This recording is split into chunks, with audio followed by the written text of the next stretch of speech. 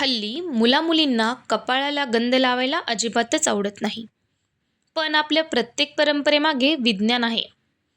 तर कसे हे समजावून घेऊया या व्हिडिओमध्ये. का लावायचा कपाळाला गंध? हा फक्त धार्मिक विधी नाही.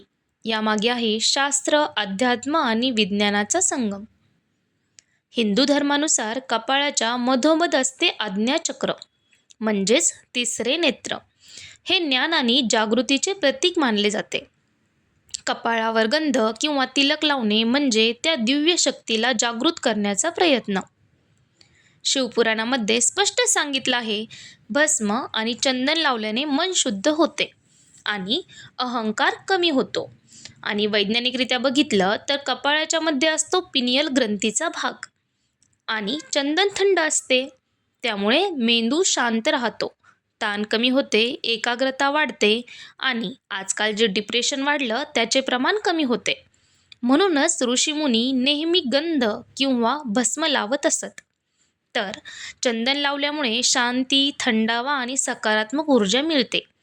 भस्म लावल्याने नश्वरतेची जाणीव आणि अहंकाराचा नाश होतो. आणि कुंकू हे शक्ती आणि सौभाग्याचे प्रतीक आहे. आणि म्हणूनच मंदिरात गेल्यावर पुजारी आपल्याला तिलक लावतात आणि योद्धे युद्धाला जाण्याआधी तिलक लावतात, कारण त्याने आत्मविश्वास वाढतो. विश्वास नसेल तर 21 दिवस करून बघा आणि चेंजेस आल्यानंतर कमेंट करा. आता फक्त सबस्क्राईब करून ठेवा.